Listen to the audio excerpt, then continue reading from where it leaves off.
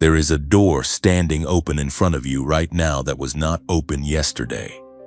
You cannot see it with your natural eyes, but your spirit has already sensed it. That's because something in you shifted the moment this message began. That door has your name engraved on it. It was not opened by luck, not opened by effort, and not opened by anything you did or did not do. It was opened by God on a specific day, specifically for you. Heaven does not open doors without purpose. Every door that swings wide in the Spirit carries a weight of intention behind it, a weight of love, a weight of divine timing that no human calculator could have predicted. And yet, here you are, standing at the threshold, possibly unaware that you are already standing on holy ground. The moment you pressed play, something in the atmosphere responded. This is not a coincidence. This is not the algorithm.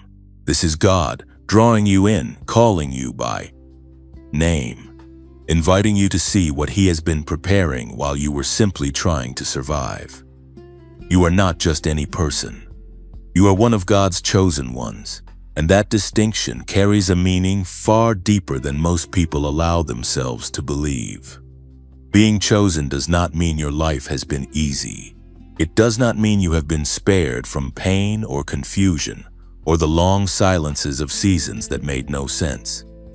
Being chosen means that in the middle of all of it, God never once took His hand off your life.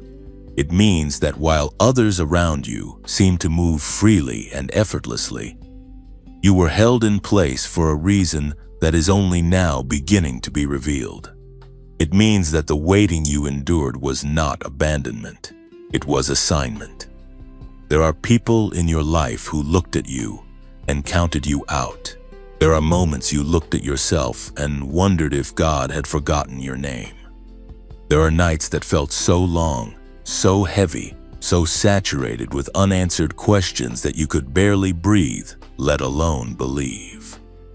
But hear this truth today, not as empty encouragement, not as a motivational phrase stitched onto a pillow, but as a living word from heaven itself. God did not forget you. He was not distracted by someone else's story. He was not delayed by circumstances or overwhelmed by the complexity of your situation. He was working, He was building, He was setting the stage for the moment that is now arriving in your life. The sign that God has been preparing you for a move is not always loud. It does not always come wrapped in thunder and lightning and the dramatic parting of seas. Though God is certainly capable of all of that, sometimes the sign comes quietly, like a shift in your spirit that you cannot fully explain. A restlessness that is not anxiety but something more like anticipation. A sense that the familiar walls around you are beginning to feel smaller. Not because your circumstances have worsened, but because you yourself have grown. You have outgrown the place you are in. And God, in His perfect wisdom, has seen that growth and said, now is the time. You might be sitting in the same chair, the same room, the same city, the same job, the same set of relationships you have known for years. But something has changed on the inside. Something has shifted at a depth that other people cannot yet see, but that you have been feeling for some time now. That feeling is not restlessness without purpose. That feeling is God stirring the waters. That feeling is heaven whispering to your spirit that the season of waiting is giving way to the season of walking forward. That feeling is the door beginning to open. Comment 112 below right now as a declaration of faith that you are ready to step through what God has opened for you. Type it and mean it, because your agreement with heaven matters. The words you release in faith create a frequency that aligns you with what God is already releasing over your life. Now understand this. The door that stands before you is not a small one. God does not do square with His chosen ones, even when the beginning looks modest, even when the first steps seem ordinary, even when the threshold looks unremarkable from the outside. What waits on the other side of this door is a recalibration of your entire life. It is a repositioning of your relationships, your resources, your purpose, your identity, and your impact. God is not moving you from one difficult place to another difficult place. He is moving you from where you were into where you were always meant to be. This is the sign that heaven has been trying to get to you. Not a sign written in the clouds, though God can certainly do that. Not a sign delivered by a stranger on the street, though that too is within His power. The sign is the very stirring in your spirit right now as these words reach you. The sign is the fact that something in you recognized this message before it even finished speaking. The sign is that you are still here, still listening, still holding on, still believing even when every earthly reason to believe had long since evaporated. That kind of faith does not emerge from easy places. That kind of faith is forged in the fires of delay, in the chambers of silence, in the long corridors of what appeared to be divine neglect but was in reality divine preparation. You did not arrive at this moment weak. You arrived here refined. You arrived here with a strength that even you have not yet fully measured, and God is about to put that strength on display in ways that will leave even your critics speechless. The door is open, beloved. The door that heaven opened for you was not opened by accident, and it will not close without fulfillment.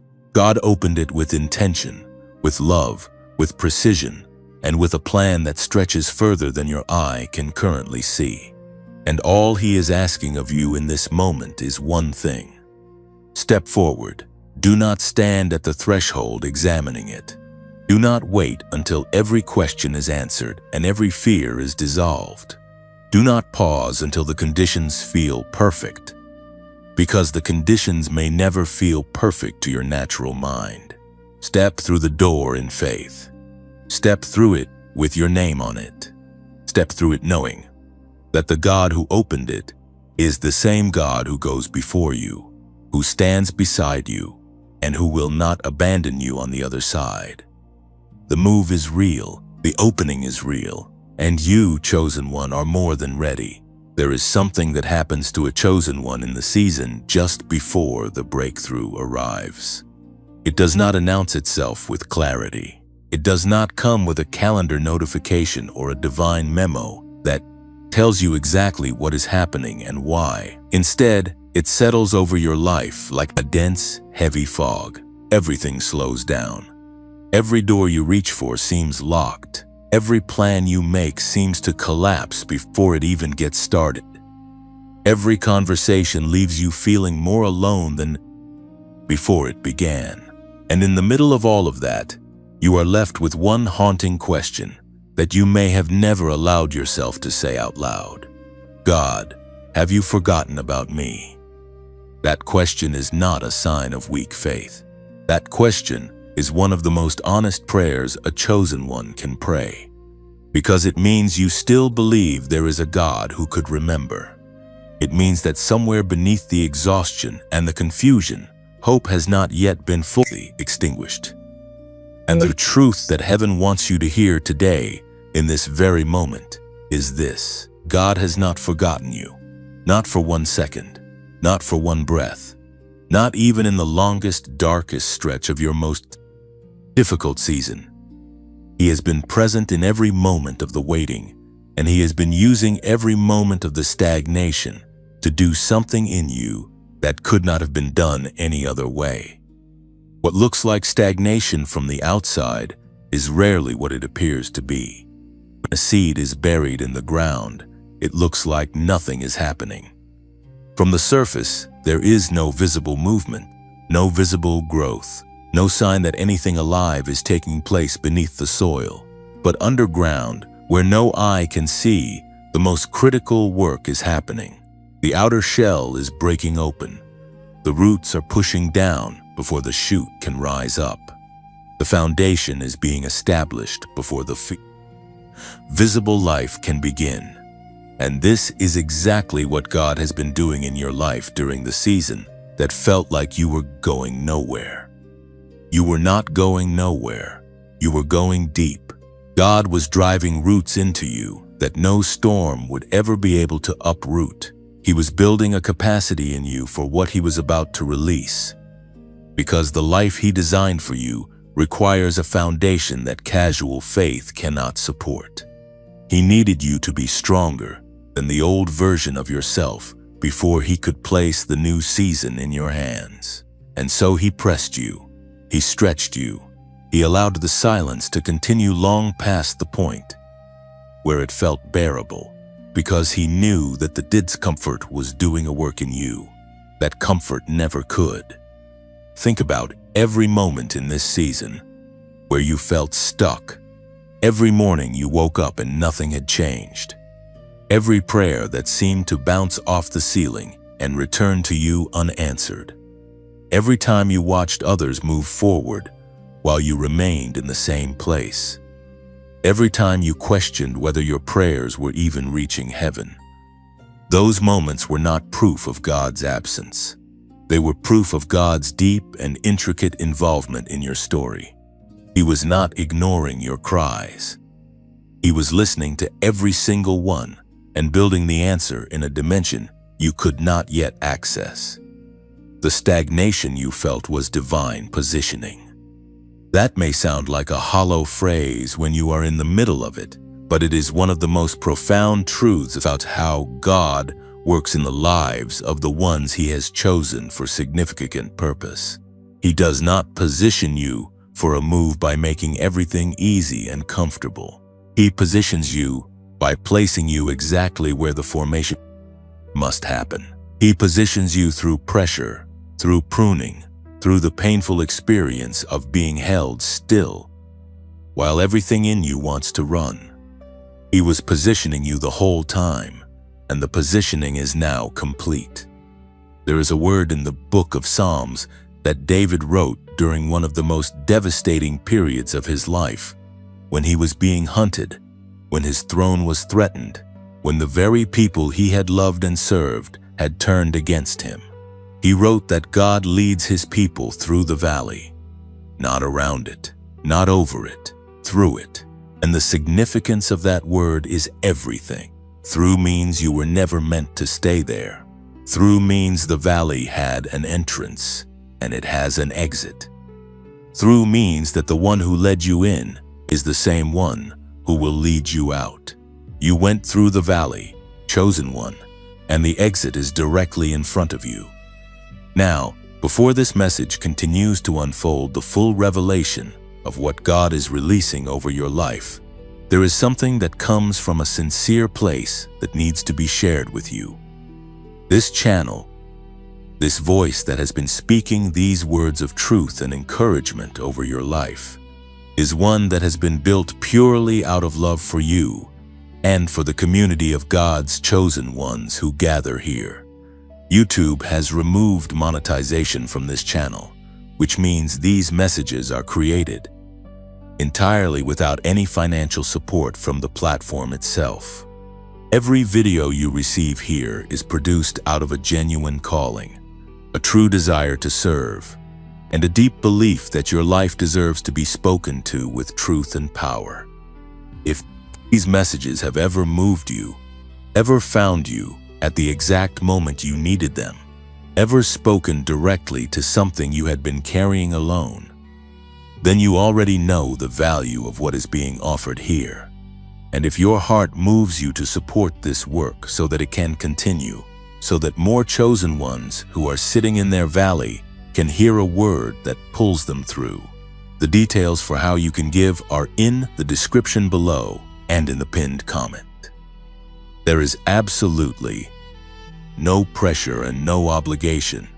This work continues because of the call, not because of the contribution.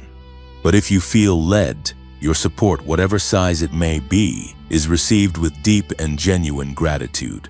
And if you simply cannot give right now, that is perfectly understood. What you can do that costs nothing is like this message. Share it with someone who needs to hear it today, and subscribe, so that the next word heaven sends through this channel finds you right where you are. your support, whether it is financial, whether it is sharing this message, or whether it is simply staying and listening, is a partnership in something that reaches far beyond a screen. Every person who hears these words and is strengthened by them, that is a ripple that comes back to you as well. You are part of something sacred here. Now, back to you and what God is saying over your life today. Because the stagnation you endured was not only about formation, it was also about protection.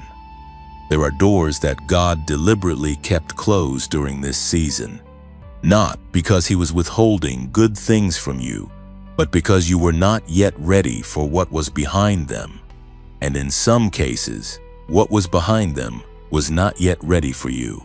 God, in His infinite wisdom, understood that a premature arrival is often more damaging than a delayed one. He knew that if He had moved you too early, the very gifts He placed inside you would have been exposed before they were strong enough to withstand the weight of what was coming. So He waited, and He asked you to wait with Him. And the waiting was hard, and the waiting was long, and the waiting cost you things that you will never fully be able to count. But the waiting also gave you something that no amount of rushing could have produced. It gave you depth. It gave you discernment. It gave you a kind of knowing that lives below the surface of your mind and above the noise of the world. It gave you a spiritual sensitivity that is now finely tuned to recognize what is of God and what is not. And in the season you are about to walk into, that discernment will be one of the most valuable things you carry. The confusion is lifting. The heaviness is beginning to break. The silence that once felt like absence is beginning to give way to the sound of divine movement on your behalf. What you have been labeling as stagnation is actually the final breath before the leap. It is the last stillness before the water begins to move. It is the moment just before dawn, which is always the darkest, always the coldest, always the most convincing in its attempt to make you believe that the light is never coming. But the light is coming. The light, in fact, is already here. You were not stuck, beloved.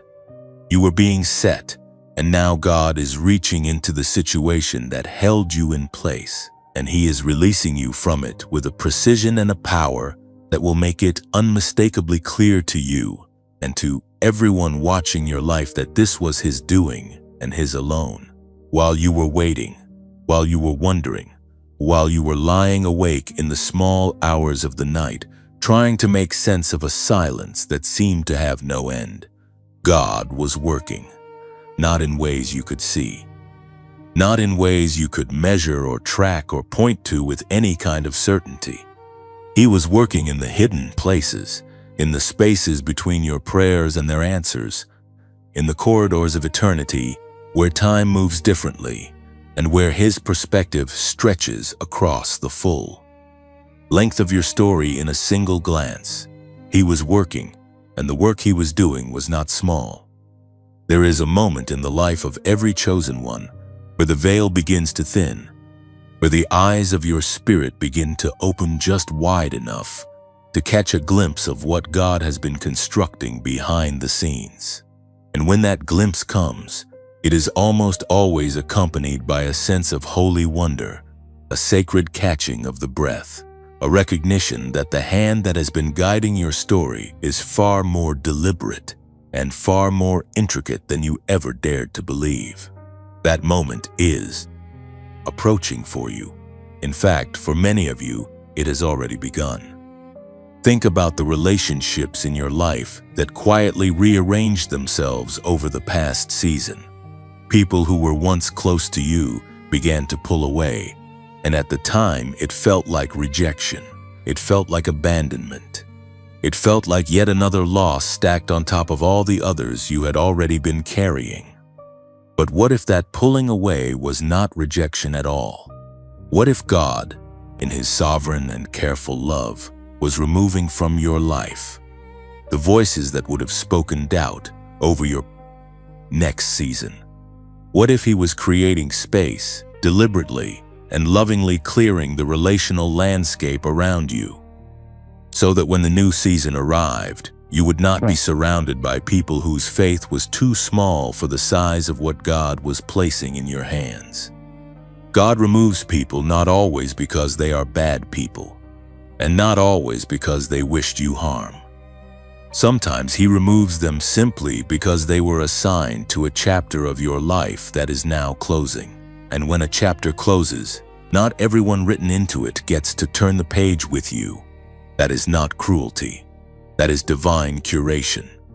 It is God protecting the integrity of your next season by ensuring that the voices around you in that season are ones that can carry the weight of what He is releasing. The loneliness you felt was real, but it was never the destination. It was the clearing. And while the relational landscape was being rearranged, God was also moving in the practical, tangible dimensions of your life in ways that you may not have recognized at the time. The opportunity that fell through, the plan that collapsed, the door that seemed so perfectly suited to you and yet refused to open no matter how hard you pressed against it. Those closed doors were not failures. They were not evidence that you had missed the will of God or that your prayers lacked power. They were redirections.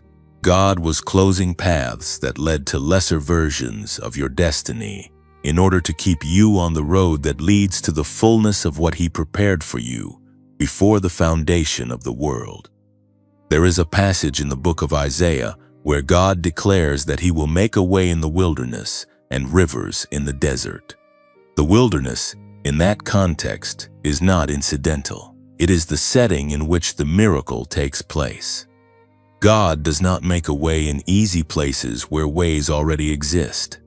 He makes a way where there appears to be no way, where the terrain is impossible, where the landscape is barren and the prospects are bleak. He does His most extraordinary work in the places that look most hopeless to the human eye, and the wilderness season you have been walking through has been exactly that kind of setting for exactly that kind of miracle. He was making a way while you were walking through it. You just could not see the road being laid because it was being laid just one step ahead of where you were standing. That is how God often works with His chosen ones. He does not show you the entire highway before you take the first step. He illuminates just enough ground for the next move, asking you to trust that the next light will appear when the next step is taken.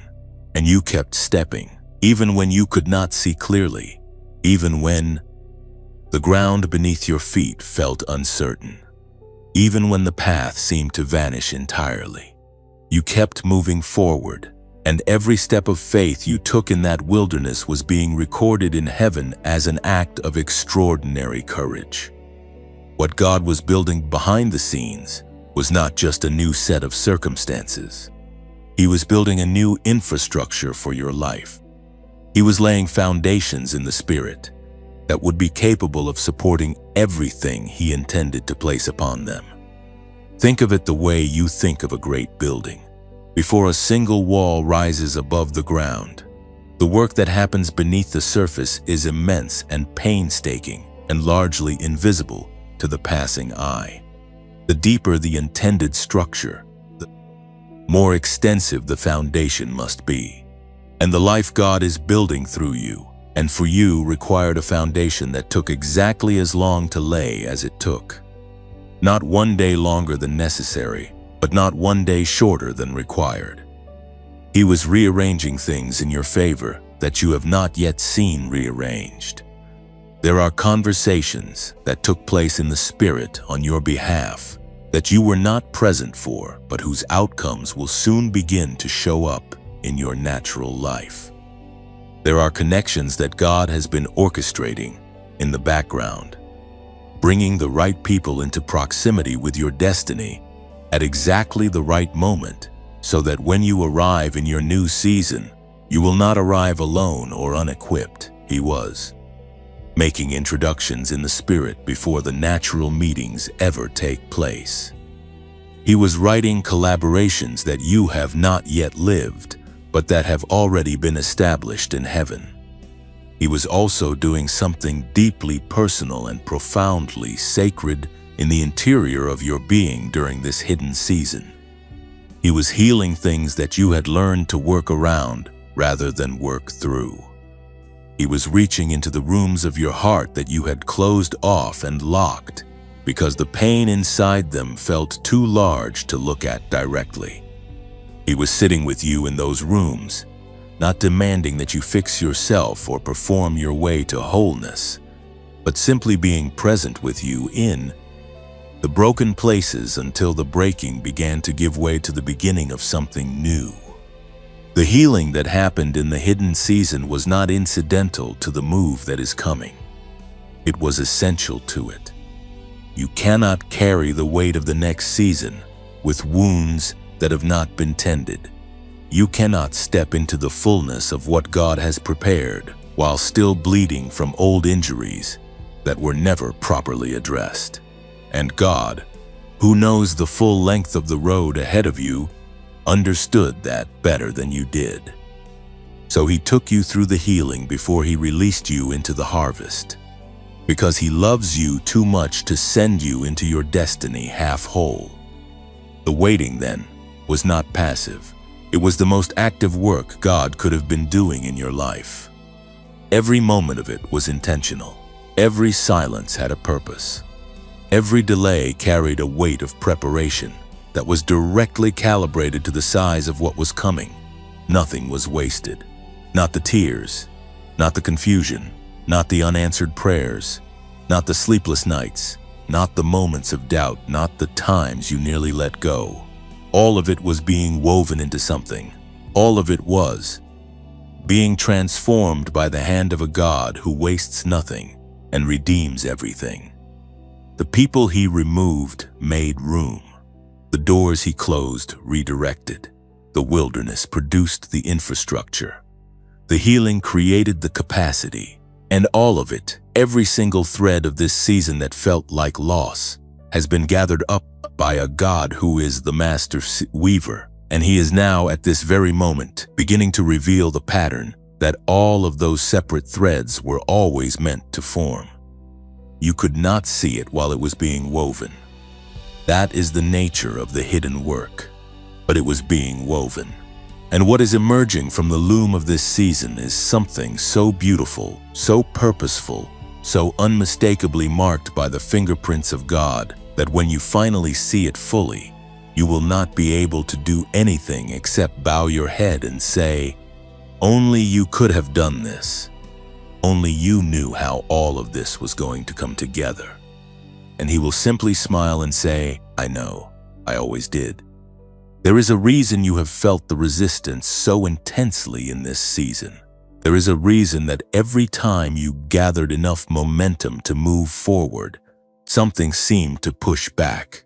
Every time you built up enough courage to take the next step, the ground beneath you shifted. Every time a door began to crack open with possibility, something moved to slam it shut before you could walk through. And if you have been blaming yourself for that resistance, if you have been interpreting it as a sign that you are not ready or not worthy or not favored, then what heaven wants to speak to you today will change the way you understand everything you have been walking through. The resistance you have experienced is not evidence of your failure. It is evidence of your threat. Let that settle into your spirit for a moment. The darkness does not mobilize against what it does not fear. The enemy of your soul does not deploy his heaviest weapons against people who pose no danger to his kingdom. Spiritual warfare of the magnitude that you have been experiencing is not random.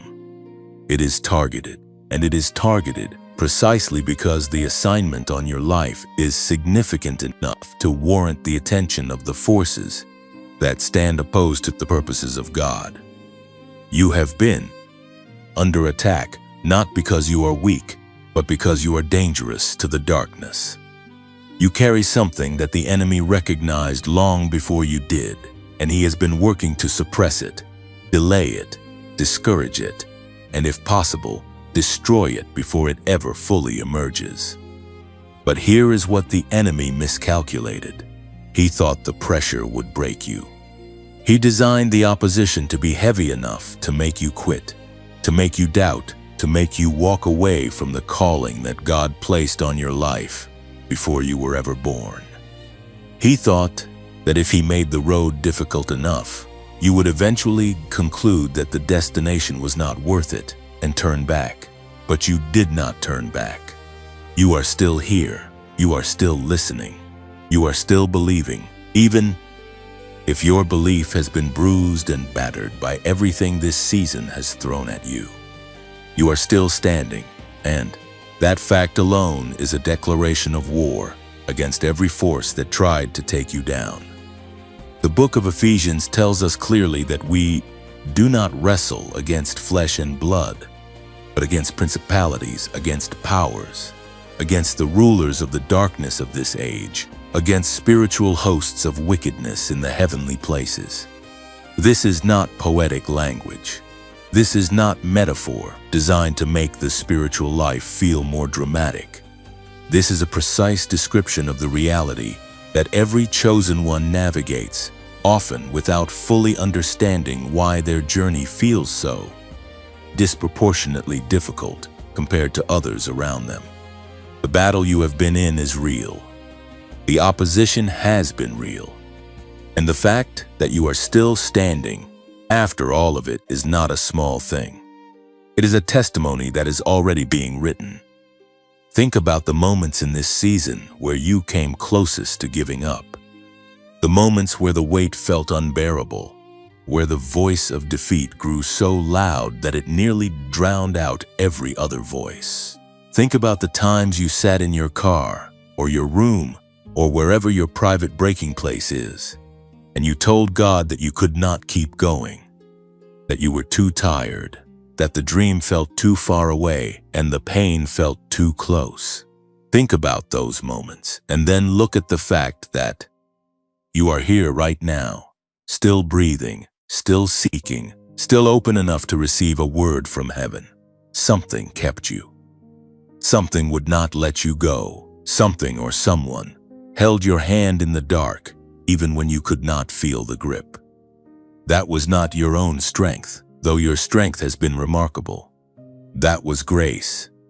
That was the unfailing, relentless, pursuing grace of a God who made a covenant with you that he has never once considered breaking. That was the one who said in Jeremiah chapter 29 verse 11 that he knows the plans he has for you, plans to prosper you and not to harm you, plans to give you a hope and a future. He was not speaking those words into a comfortable situation. He was speaking them to a people in exile, to a people who had lost everything familiar, to a people who had every earthly reason to believe that the promise had expired. And into that darkness, he spoke life. And he is speaking life over you in the same way right now. The warfare you have experienced has also been a revealer. Spiritual pressure, when it is sustained over a long period of time, has a way of separating what is genuine in you from what is merely performative. It strips away the layers of religious routine and surface-level faith and exposes what is actually at the core of your belief. And what has been exposed in you through this season of intense warfare is something that the enemy himself didn't want you to discover. Because the discovery of it changes everything. What has been exposed is that your faith's real. Not perfect, not unshaken, but real. And real faith, even bruised and imperfect faith, is the substance that heaven uses to move mountains. The warfare is also strategic, and understanding its strategy helps you understand where you are in the timeline of your breakthrough. The enemy does not fight hardest at the beginning of a journey. He fights hardest at the end. The most intense opposition is always reserved for the moments closest to the fulfillment of the promise, because that is where a successful disruption would cause the most damage. The fact that the pressure has been so heavy in this recent season. The fact that the attacks have felt so personal and so precisely targeted is itself a prophetic indicator that you are approaching something significant. The enemy does not waste his most powerful weapons on foregone conclusions. He deploys them when the outcome is still, from his perspective, worth fighting over. And he is fighting over yours. That means the breakthrough is close. That means the move God has been preparing is not a distant future event that you will someday arrive at if you can just hold on long enough. It means it is near. It means the door that heaven opened with your name on it is not at the end of a long road. It is at the end of this one. And every moment of warfare you have endured has been, in a very real sense, the birth pangs of what is about to be born in your life. Do not despise the warfare. Do not interpret it as a sign that God has abandoned the field. Understand it for what it is. It is confirmation. It is heaven's way of telling you that what is on the other side of this is worth everything the enemy has thrown at you to try to keep you from reaching it. And he will not succeed. He has never succeeded in stopping what God has ordained, and he will not begin with you. Now, if this message is reaching you at a moment when the warfare feels particularly heavy, when you are carrying more than feels humanly possible, then know that you are not alone in this gathering of chosen ones. This community exists because there are thousands of people who are walking exactly what you are walking, feeling exactly what you are feeling, and finding in these messages the strength to take one more step. If these words have held you in any way today, the simplest thing you can do right now is hit the like button on this video. That one small act tells heaven and this channel that this word found its mark, and it helps carry this message into the hands of another chosen one who is sitting in their wilderness right now, waiting for exactly what you just heard. Like it. Share it with one person who needs it today. And if you have not yet subscribed, do that now so the next word finds you right when you need it. And if your heart feels moved to go a step further, to partner with this work in a more tangible way, there is a link in the description below and in the pinned comment where you can support this ministry through a donation of any amount. This channel carries no platform monetization, which means every message here is created purely out of calling. If you feel led to give, your generosity is received with deep and genuine gratitude. And if this is not your season to give financially, your like, your share, and your presence here are already more than enough. The warfare has not won. It never will. You are still standing, and standing is enough. There is a moment in the life of every chosen one that stands apart from every other moment. It is not always dramatic. It is not always accompanied by thunder or vision, or the kind of supernatural encounter that makes for a compelling story. Sometimes it is quiet.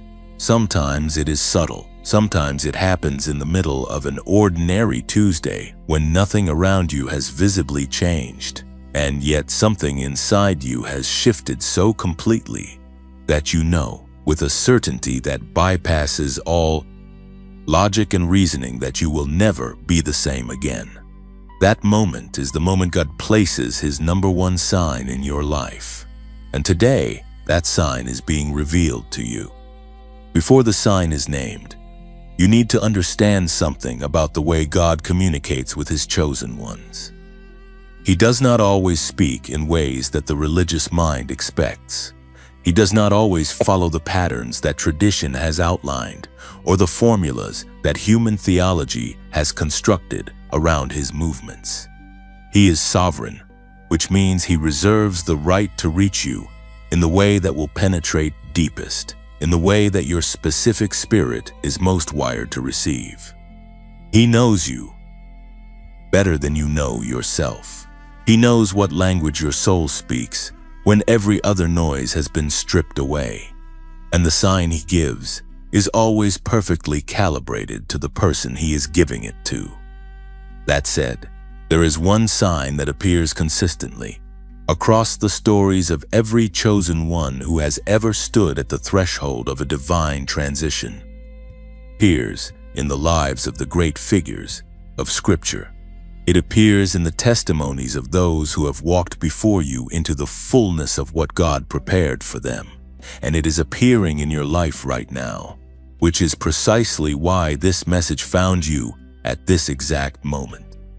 The number one sign that God is about to move you is this: an unexplainable, unshakable, and sometimes even inconvenient peace. Not the peace that makes sense given your circumstances. Not the peace that arrives naturally when problems are resolved and situations are settled. Not the peace that any reasonable person would feel when things are going well. But a peace that has no earthly explanation. A peace that coexists with uncertainty. A peace that sits quietly inside you even when everything around you still looks unresolved. Even when the questions have not yet been answered and the doors have not yet visibly opened. And the timeline still makes no logical sense. This is the peace that the Apostle Paul described in his letter to the Philippians as the peace that surpasses all understanding. He did not say it surpasses some understanding or most understanding. He said all understanding. That means it cannot be explained by the mind. It cannot be produced by the will. It cannot be manufactured by positive thinking or rehearsed affirmation or any human effort whatsoever. It can only be given, and God gives it specifically and strategically to the chosen. Hebrew ones. He is about to move because he knows that the transition ahead will require them to walk through some things that do not yet make sense, and they will need a peace that is stronger than their need for things to make sense. Have you felt it? In the midst of all the uncertainty, in the middle of the questions that still hang unanswered in the air around you, has there been a quiet, inexplicable stillness that you could not quite account for? A place inside you that remained calm even when your mind was racing. A depth in your spirit that the storms on the surface could not fully reach. That is not emotional numbness. That is not the peace of someone who has given up caring. That is the peace of God settling over a life that He is preparing to lift. When God is about to move a chosen one, He sends that peace ahead of the move, like a herald goes ahead of a king. The peace arrives first, before the evidence, before the open doors, before any visible confirmation that something is shifting. It arrives to prepare you for what is coming, to stabilize your interior, so that when the external movement begins, you will be steady enough to navigate it with wisdom and grace. Many chosen ones receive this peace and misinterpret it. They feel it and think something must be wrong with them because they are no longer as anxious as the situation seems to warrant. They wonder if they have become complacent or disconnected. They almost talk themselves out of the gift because it does not match what their natural mind tells them they should be feeling. But that peace is a gift. It is one of the most specific and intentional gifts God places in the life of someone He is about to transition into their next season. And if you have been feeling it, even in small measures, even in brief moments between the noise and the uncertainty, then you are receiving the sign. The peace is the sign, and the peace is telling you that God has already gone ahead of you into the place He is moving you toward, and He has already secured it, and He is simply waiting for you to take the steps that will bring you into what He has already established on your behalf. Look at the life of Joshua standing at the edge of the Jordan River with an entire nation behind him and an impossible crossing before him. Before a single sandal touched the water, God spoke words of peace and assurance over him. He said, "Be strong and courageous. Do not be afraid, do not be discouraged, for the Lord your God will be with you wherever you go." That word was spoken before the miracle happened. The peace was given before the waters parted. The assurance came before the evidence. Because that is how God operates. He establishes the interior before he manifests the exterior. He settles the spirit before he shifts the circumstances. And look at Mary. In the moment the angel came to her with a word that made no natural sense, a word that defied biology and logic and every reasonable expectation. After the initial startling of the announcement, something in her settled. Something in her received the word at a depth that went beyond comprehension, and she said, "Let it be to me according to your word." That response was not ignorance. That was the peace of God overtaking a human spirit that had been chosen for something beyond its own natural capacity. She did not understand all of it. She did not have a roadmap. She did not have confirmation from anyone around her. She had the peace, and the peace was enough. That is the peace being released over your life in this moment. Not a peace that requires you to have all the answers first. Not a peace that demands a full explanation before it will take up residence in your spirit. But a peace that arrives because the God who holds your future has already decided what happens next, and he is inviting you to rest in that decision even before it fully unfolds in your natural world. There is also something else this peace does that is often overlooked. It functions as a compass. When you are navigating a transition, when the path ahead has multiple options and the stakes feel high and the pressure to choose correctly is intense, the peace of God becomes the instrument by which you navigate. You move toward what brings peace. You step back from what disturbs it. Not the peace of comfort or convenience, but the deep settled peace that only lives in the center of God's will for your life. In your coming transition, you will face decisions that your logic alone cannot resolve. And in those moments, the peace will be your guide more reliably than any external counsel or calculated strategy. The sign has been given. The peace has been released. And what it is pointing toward is a move so precisely designed for you that when it unfolds, every piece of your story, even the painful pieces, even the confusing pieces, even the pieces you would have chosen to remove if the editing had been left to you, will snap into place with a clarity that takes your breath away. Every delay will be revealed as a divine appointment. Every detour will be seen as a shortcut to something better than the original route could have delivered. Every loss will be reframed as the making of space for something that the old thing was too small to contain. The peace you feel is not the peace of stagnation. It is the peace of preparation complete.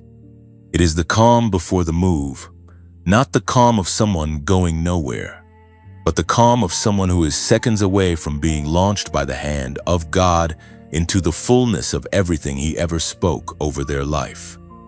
Rest in it, trust it, and get ready. You have been carrying an image in your heart of what the breakthrough might look like.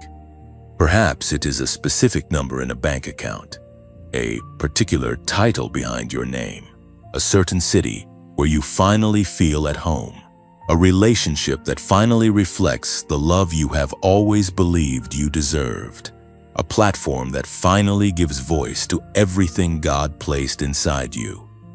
You have held that image close in the long nights of the waiting season, turning it over in your mind like a photograph that has kept you company through the loneliness. And there is nothing wrong with that image. The desires God plants in the heart of a chosen one are rarely accidental. They are most often prophetic, glimpses of a future that He Himself authored and placed within you as a compass for the journey. But what God wants to speak to you in this section of the message is something that will both comfort you and expand you simultaneously. The move He is releasing over your life is going to look different from the image you have been carrying. Not lesser, not smaller, not a disappointing compromise between what you hoped for and what was actually possible. Different in the way that the finished building always looks different from the blueprint, not because the blueprint was wrong, but because the reality carries dimensions of beauty and detail and depth that no two-dimensional drawing could ever fully capture. What God is releasing is the three-dimensional, full-color, living and breathing version of everything you caught a glimpse of in the blueprint you have been holding. The shape of this move will surprise you. That is intentional on God's part. He is a God who does exceedingly and abundantly above all that we ask or think. And the word exceedingly is not decorative. It is descriptive. It is telling you that His version of the answer to your prayers is going to exceed what your asking could contain and surpass what your thinking could reach. You have been praying from inside the limits of what you have seen and known and experienced, which means your prayers, as earnest and as faithful as they have been, have still been shaped by the ceiling of your current perspective. God is about to break through that ceiling. He is about to answer prayers in ways that your current frame of reference does not yet have language for. There are chosen ones hearing this right now who have been praying for a door to open in a specific wall, and God is about to remove the entire wall. There are those who have been praying for relief from a particular burden, and God is about to eliminate the source of the burden altogether. There are those who have been praying for enough, and God is about to release more than enough, not because He is extravagant for the sake of extravagance, but because the assignment He has placed on your life in the next season requires resources, influence, relationships, and capacity that barely enough could never sustain. The scale of what is coming is connected directly to the scale of what God is asking you to carry. This is an important thing to understand, because prosperity in the kingdom of God is never purely personal. It is always purposeful. When God expands a chosen one's territory, He is not simply rewarding them for endurance, though endurance certainly carries its own reward. He is equipping them for an assignment that requires expanded capacity. The increase coming to your life is not the end of the story. It is the beginning of a new chapter of impact, of reach, of influence, of the kind of service to others that can only be rendered from a place of overflow rather than scarcity. Think about Joseph in the pit, and then in the prison, and then in the palace. The palace was not simply God's reward for Joseph's suffering. The palace was the position from which Joseph's God-given gift of interpretation and administration would save an entire nation, and through that nation, the lineage through which the Savior of the world would eventually come. The scale of Joseph's elevation was directly proportionate to the scale of the assignment it was meant to serve. And the same principle is at work in your life. The magnitude of the move God is making on your behalf is a direct indicator of the magnitude of the purpose it is designed to fulfill. This means that the impact you carry in your next season will extend beyond the borders of your own life. There are people who are waiting for you to arrive in your new position. There are lives that are on hold, in a very real spiritual sense, because the person God appointed to reach them has not yet stepped into the fullness of their calling. There are communities, families, individuals sitting in the kind of darkness you once sat in, who need the light that is in you, but who can only access it when you are standing in the place God has prepared for you to stand. Your move is not only about you. It has never only been about you. It is about every person whose path is meant to cross yours in the season that is coming. The geography of your move may also be more literal than you expect.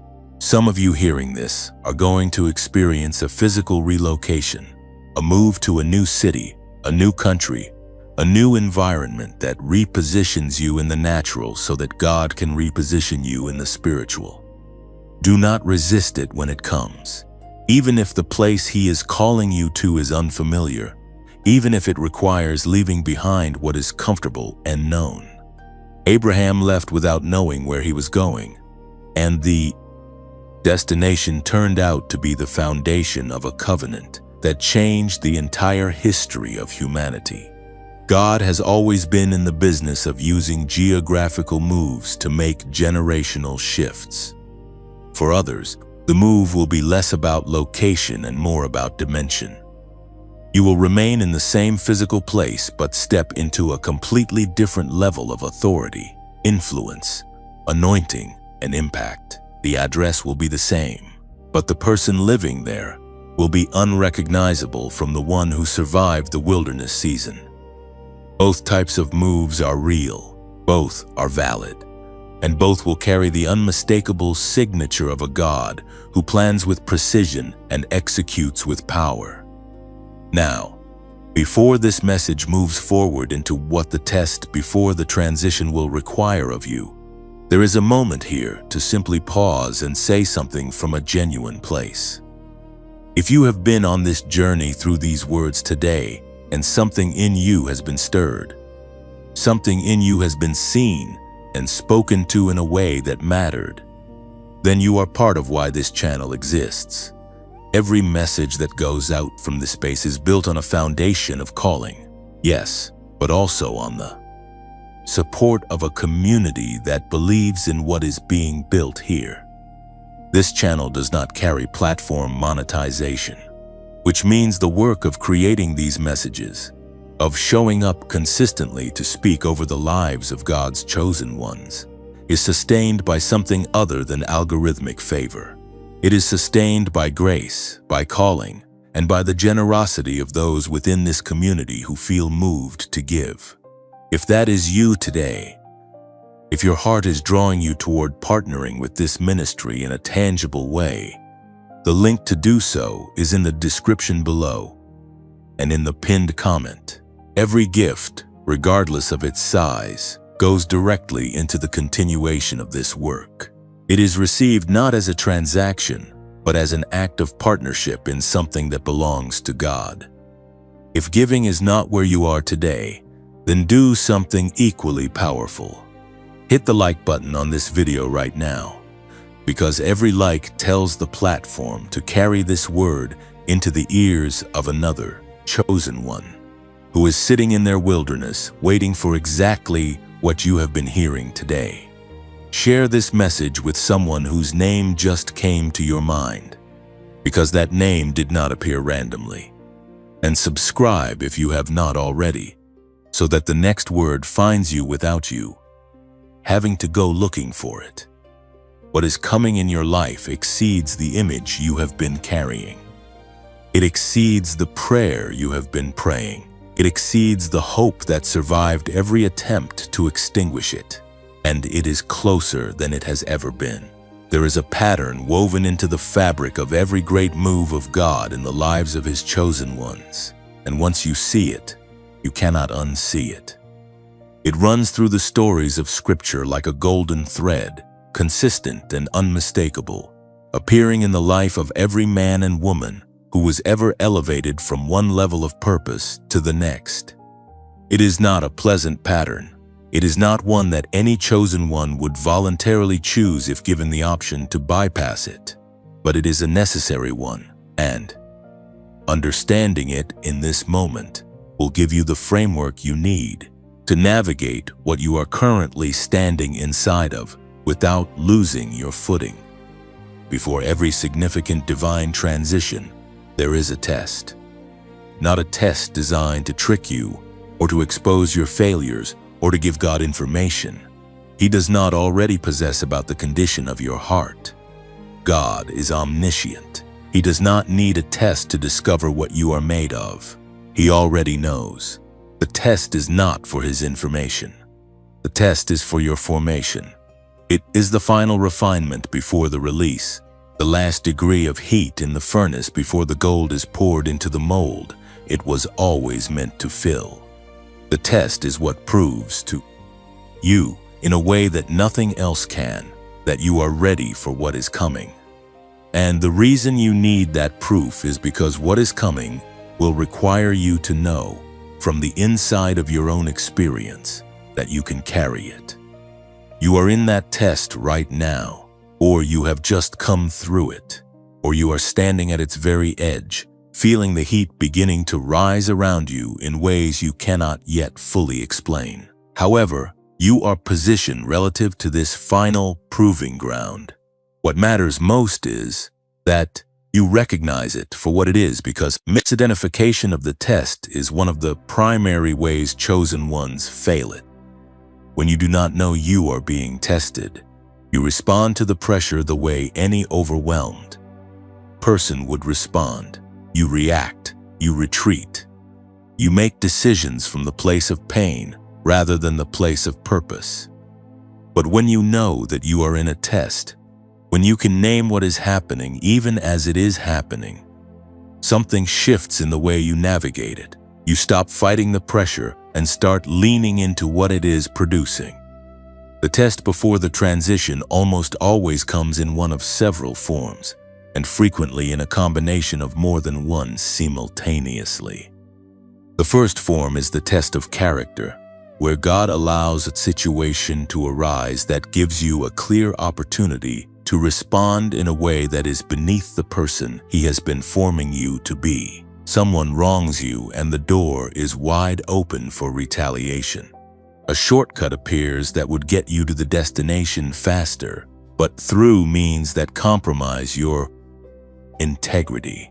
A relationship dynamic offers you the chance to manipulate an outcome rather than trust God to produce it. In each of these moments, the test is the same. Will you be who God has been making you to be when the cost of that character is real and visible and feels immediately disadvantageous? The second form is the test of patience, where everything that was building toward the breakthrough suddenly seems to stall or even reverse. The momentum you felt beginning to gather dissipates. The open door you were moving toward seems to close again. The timeline you had in your mind gets extended beyond what feels bearable. And in that extended waiting, the question that sits at the center of the test is this: will you trust God when you cannot see His hand moving? Will you remain faithful to what He told you in private when the public evidence suggests otherwise? Will you hold the word He spoke over your life when every circumstance is loudly arguing against its validity? The third form is the test of surrender, and it is perhaps the most personally costly of all. It is the moment when God asks you to release the very thing you have been holding most tightly, the thing that has functioned as your security, your identity, your source of comfort in the wilderness season. It may be a relationship that has become a substitute for complete dependence on God. It may be a plan that you constructed around your own understanding rather than His direction. It may be an outcome you have been gripping so hard that your hands have lost the flexibility to receive what God actually wants to place in them.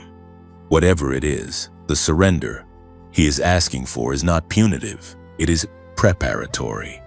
He cannot fill hands that are already full of the wrong things.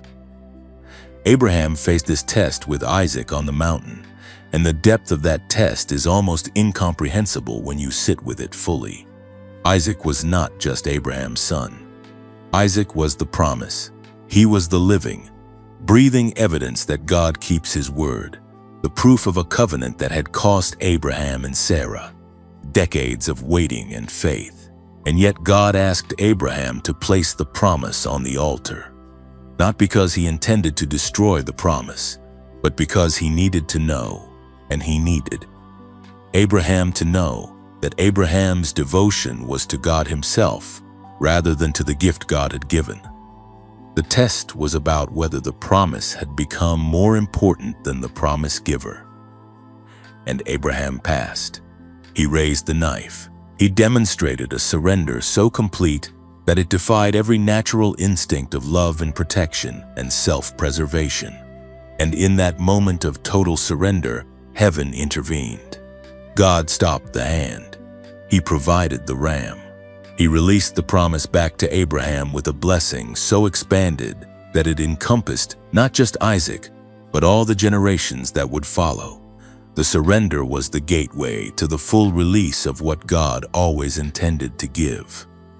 Your test may not look like Abraham's. It rarely does. The specific form the test takes in your life is always calibrated precisely to what is most relevant to your particular journey and your particular area of needed growth. But the principle is identical.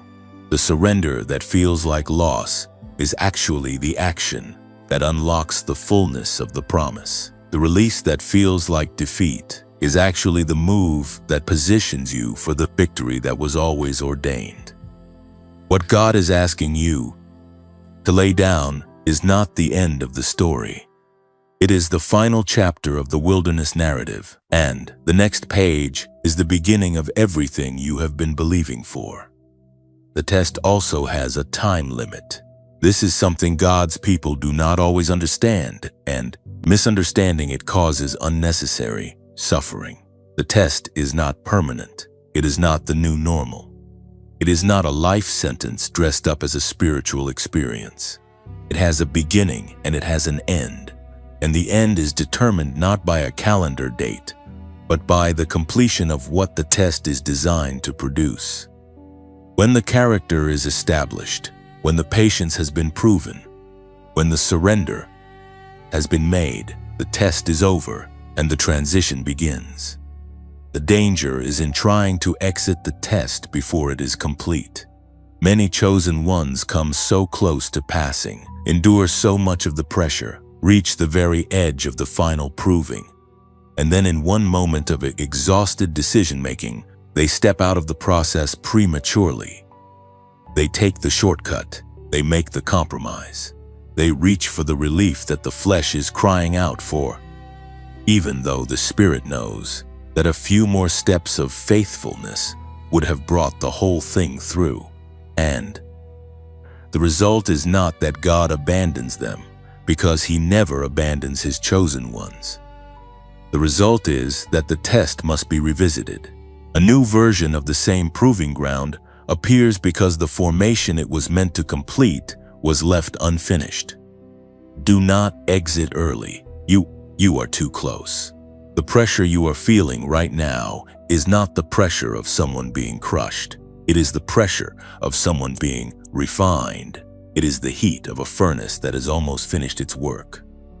The gold that is emerging from this process is you, purified and proven and ready for the setting God has been preparing since before you drew your first breath. Stay the course. Pass the test. The transition is waiting on the other side of your faithfulness, and it will not be delayed one moment longer than necessary. There is a conversation that God has been trying to have with you about certain things in your life, and you have been sensing it, even if you have not been fully ready to sit down and have it. It has come in the form of a quiet unease that settles over you when you spend time with certain people. It has come as a persistent discomfort around particular habits or thought patterns that once felt comfortable and now feel strangely out of place. It has come as a growing awareness that some of the things you have been holding on to, some of the things you have even been grateful for in previous seasons, no longer seem to fit the person you are becoming. That conversation is the one this section is dedicated to, and it is one of the most important conversations you will have on the road to your transition. God cannot move you into your new season fully loaded with the contents of your old one. This is not a harsh truth. It is a liberating one, even though the process of living it out is rarely comfortable. Every physical move you have ever made in your natural life required a similar process. You packed what was worth keeping. You evaluated what had outlived its usefulness, and you released what no longer belonged in the next space. You did not carry broken furniture into a new home simply because it was familiar. You did not transport expired things simply because they had once served a purpose. You made decisions about what deserved to cross the threshold with you and what needed to be left behind. And those decisions were an act of wisdom and stewardship, not an act of loss. The spiritual move God is orchestrating in your life requires the same process, but at a much deeper level. Because what He is asking you to release is not always what is obviously broken or visibly harmful. Sometimes the most difficult things to release are the things that were genuinely good in their season, but have now reached the natural end of their assignment in your life. A friendship that was life-giving in one chapter, but has gradually become a weight in another. A mindset that helped you survive the wilderness, but will actively hinder you in the promised land. A role or identity that protected you during a vulnerable season, but has now become a cage that limits your expansion. A familiar way of doing things that produced results before, but is no longer aligned with the level God is calling you to. The releasing God asks of you is not punishment. It is not God taking things away because you did something wrong, or because He is teaching you a lesson through deprivation. It is surgical. It is intentional. It is the act of a father who loves you enough to remove from your hands what would weigh them down in the season He is releasing you into, because He knows what the next season requires of you, and He knows what you are currently holding that would compromise your ability to carry it well. Think about what it would mean to run a race fully loaded with everything you have accumulated over the last several years. The weights of old offenses you never fully forgave, the anchors of relationships that drain more than they deposit, the chains of a self-image formed in seasons of rejection and lack that tells you who you are based on what you went through rather than what God says about who you are. The clutter of plans and ambitions that were born from fear rather than faith, that were designed to protect you from vulnerability rather than to advance the purposes of God. Carrying all of that into your transition is not loyalty. It is a burden that God, in His mercy, is asking you to set down. The release of offense is perhaps the most critical of all these surrenders. Because offense, when it is held long enough, does not just affect your emotional well-being. It actually functions as a spiritual anchor that keeps you tethered to the moment of the wound, preventing you from fully arriving in the present and making you practically inaccessible to the future God is building. You cannot step fully into a new season while you are still emotionally and spiritually living in the moment of the hurt that the old season produced, the person who wronged you, the system that failed you, the church that disappointed you, the family member who could not see your worth, the leader who misused your trust. Carrying the offense against any of these into your next chapter gives them a seat at the table of your future that they were never meant to occupy. Forgiveness in this context is not a declaration that what was done to you was acceptable. It is not a minimizing of the pain or a pretending that the wound was not real. It is a deliberate act of releasing your grip on the right to be defined by what was done to you and reclaiming your right to be defined by what God says you are. It is choosing to walk into the new season with open hands rather than clenched fists, because open hands can receive what God is releasing and clenched fists cannot. The release of offense is not for the benefit of the person who caused the wound. It is entirely for yours.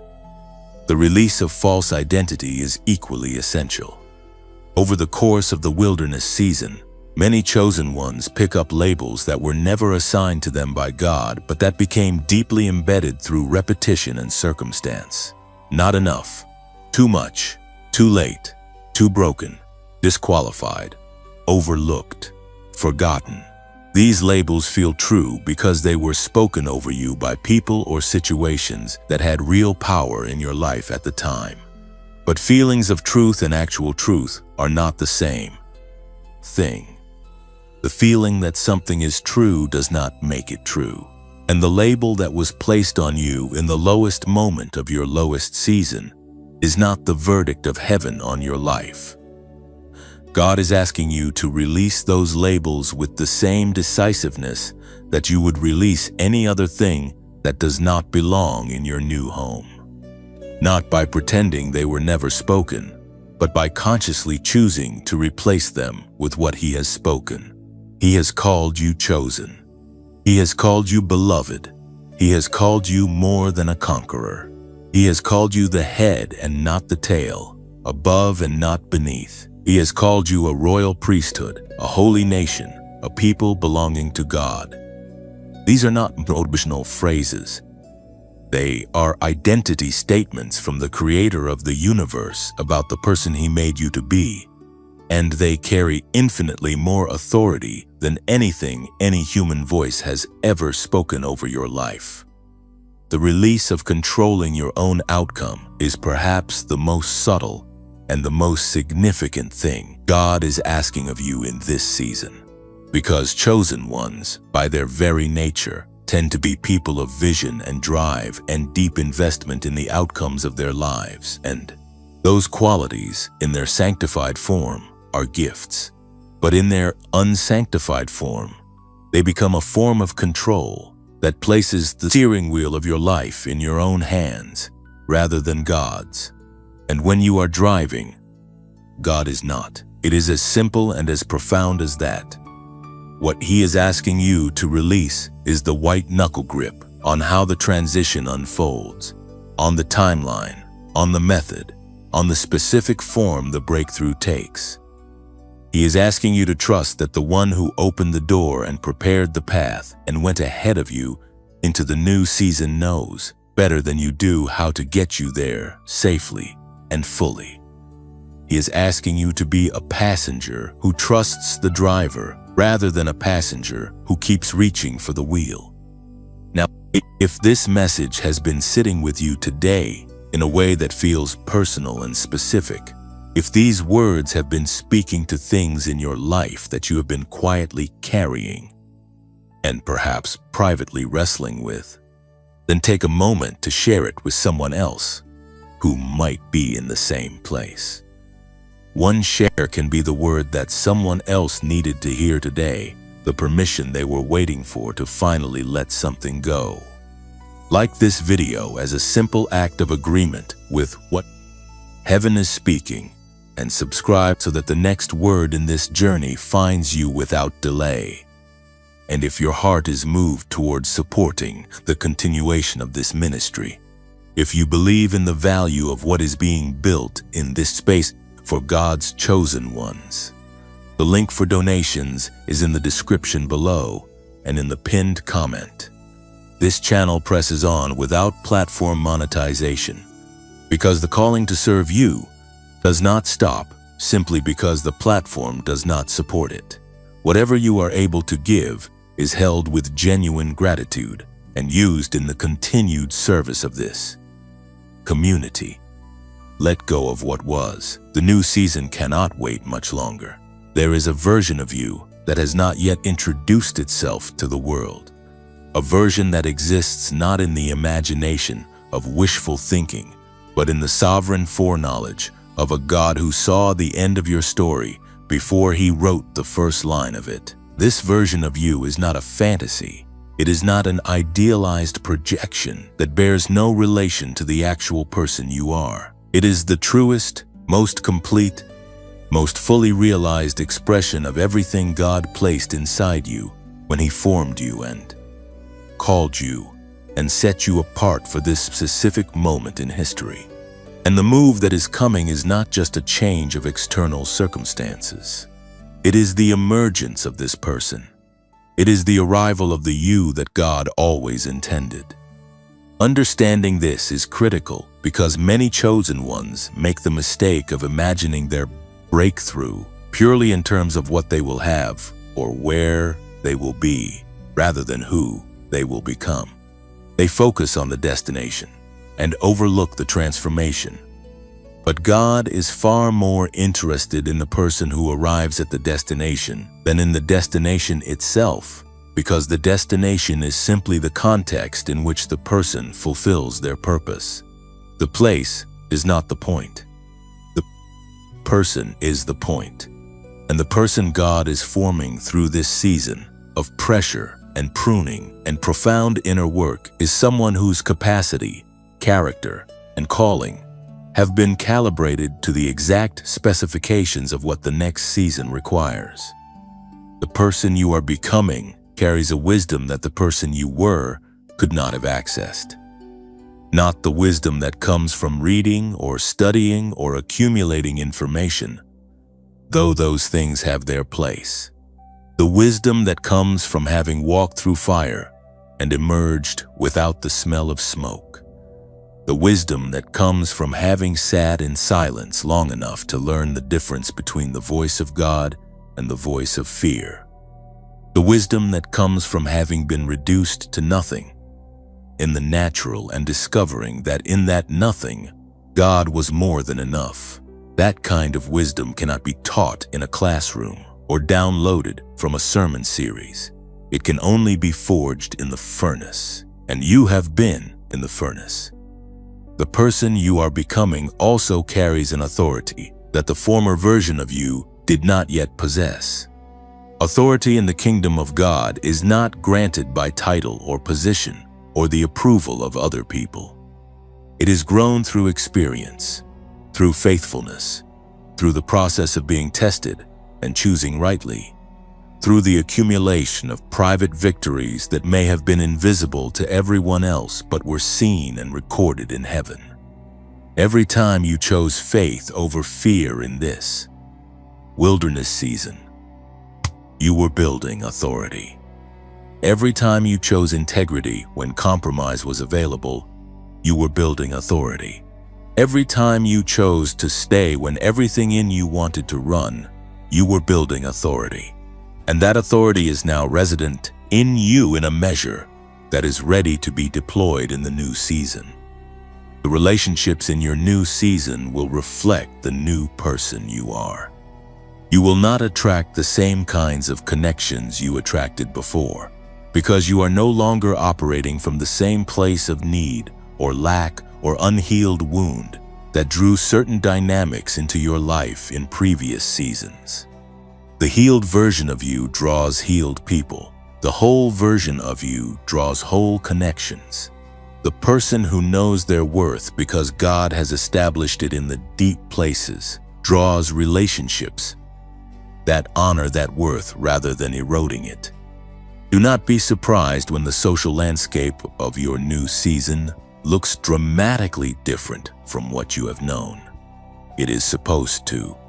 The people who belong to the next chapter are already being prepared for your arrival, just as you have been being prepared for theirs. The voice that emerges from you in the new season will also carry a different quality.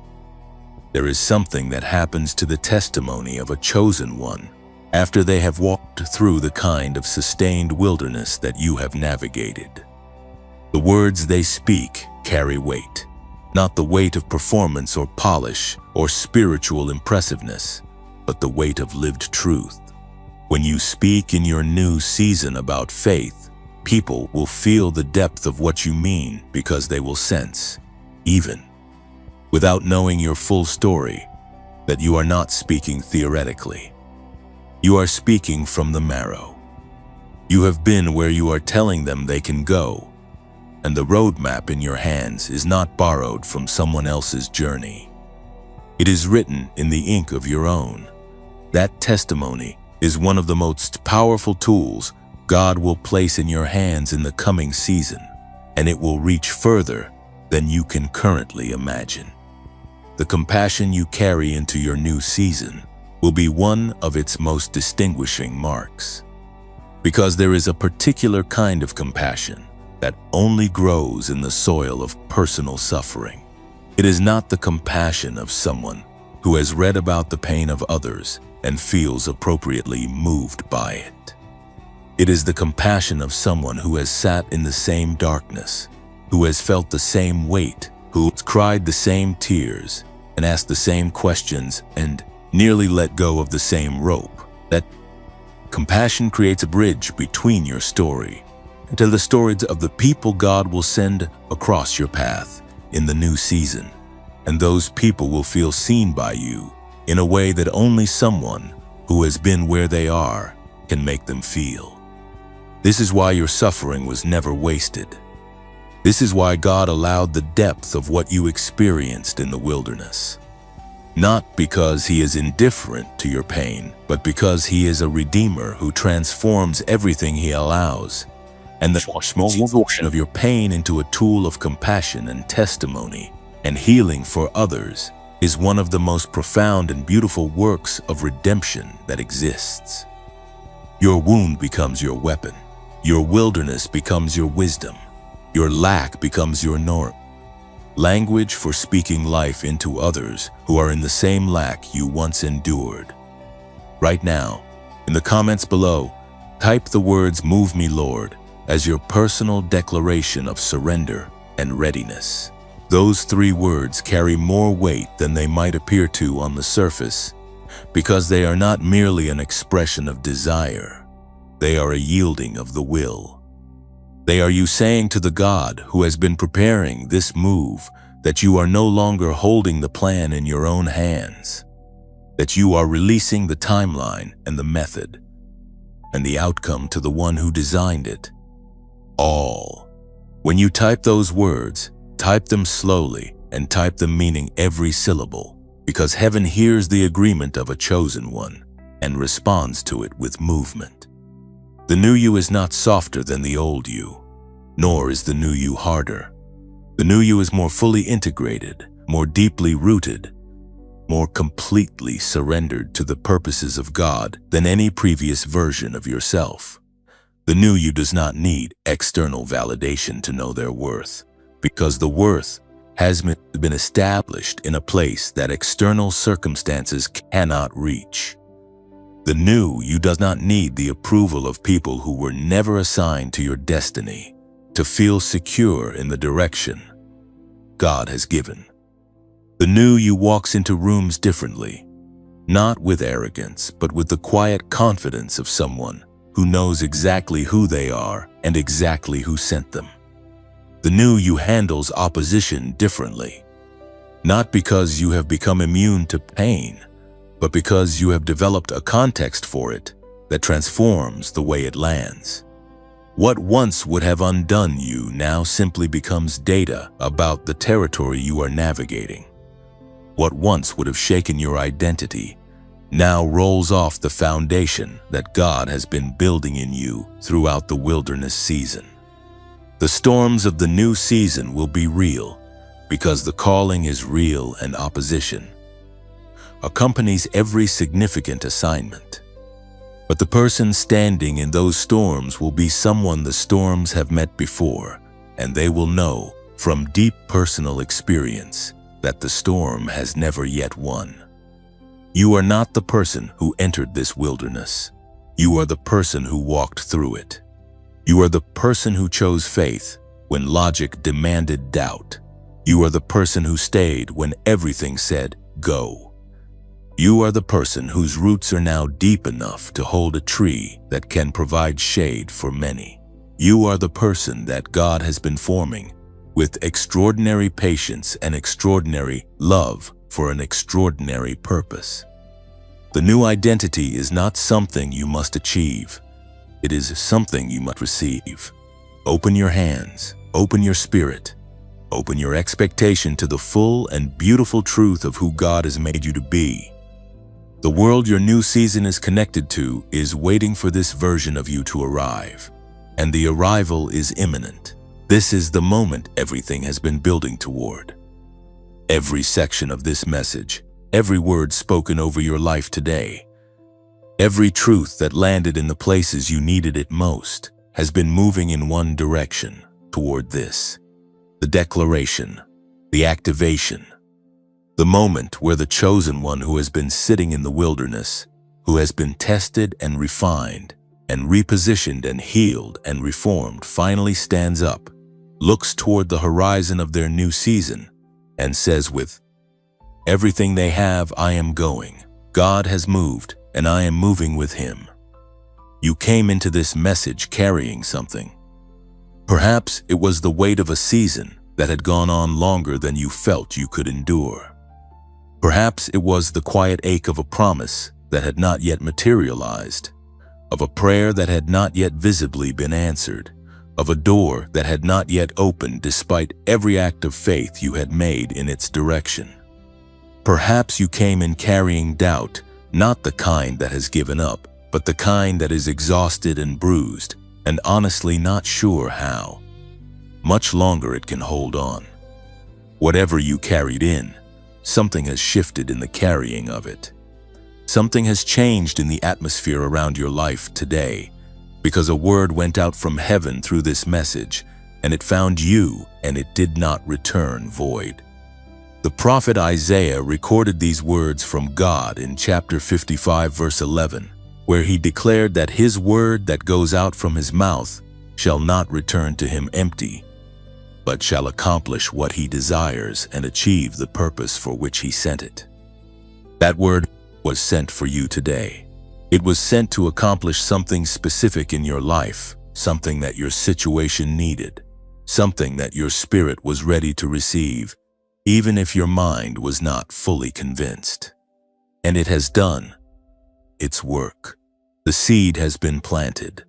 The soil of your heart, made ready by everything this season has put you through, has received it. And what grows from it will be beyond what you are currently able to measure. The move is not coming. Let that be heard clearly and without qualification. The move is not coming as a future event that exists somewhere down the road, waiting for conditions to align before it steps into motion. The move is already in motion.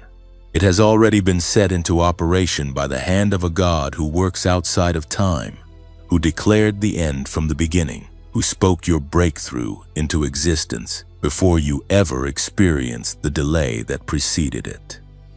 You are not waiting for God to begin something. You are stepping into something that God already finished in the spirit and is now manifesting in the natural. The move is happening. You are inside it. The only thing left is for you to align yourself with it so completely that you can feel it carrying you forward rather than standing beside it watching it pass. This alignment begins with a prayer, not a formal or religious prayer that uses the right vocabulary to impress an audience. A real one, a raw one, the kind that comes from the place in you that is done performing and ready to simply be honest before the God who already knows everything anyway. If you are willing, let these words be the language of your heart right now. You do not have to speak them aloud. You do not have to close your eyes or fold your hands or adopt any particular posture. Simply let them be true in the interior of your being, and that will be enough. Father, I come before you as I am, not as I wish I were, not as I think I should be, but as I actually am in this moment. I am tired in some places and hopeful in others. I have questions I have not been able to answer and wounds I have not fully named. But I am here, and I am still believing, even when the believing has been the hardest thing I have ever done. Today I received the word that was sent for me. I received the move you have been preparing. I release what you have asked me to release. Even the things that cost me to let go of, I surrender the timeline and the method and the outcome into your hands, and I trust that your hands are better at holding my future than mine have ever been. Move me, Lord. Take me from where I have been into where you always intended me to be, and let everything that emerges from this season bring glory to your name alone. Amen. That prayer, however imperfectly it settled in your spirit, was heard, not because of the eloquence of the words, but because of the sincerity behind them. God is not moved by beautiful language. He is moved by honest hearts. And your heart, with all its complexity and all its history and all its still healing places, is a heart that He has loved without condition from the very beginning and will love without condition until the very end. Now, as this message comes to its close, there is one final thing that needs to be spoken over you before you step away from this space and back into the practical landscape of your daily life. And it is this: do not shrink back. The temptation, after a message like this, after a moment of genuine spiritual encounter and renewed vision and activated faith, is to return to the familiar and allow the atmosphere of the ordinary to slowly erode what was built in this sacred hour. Do not let that happen. Carry this word with you into your week the way you would carry a lamp into a dark room. Let it illuminate your decisions. Let it inform the way you respond to the tests that will inevitably present themselves as the transition continues to unfold. Let it be the voice you return to when the noise of the world begins to drown out the truth of what God has spoken. You are chosen. You are being moved. The door is open. The path is prepared. The person you are becoming is ready for what the new season holds. And the God who opened the door is the same God who will walk with you through every step of what lies on the other side of it. If this message has met you today, if it has spoken to something real in your life, then before you go, take one small moment to like this video. That single action carries this word further into the ears and hearts of other chosen ones who are sitting in their own wilderness right now, needing to hear exactly what you have just heard. Share it with someone whose face came to mind during any part of this message, because that face appeared for a reason, and that reason is love. And if you are not yet subscribed to this channel, do that now, simply and without obligation, so that the next word heaven sends through this space finds you right where you are. And then there is this, spoken with complete transparency and genuine humility. This channel exists without the support of platform monetization.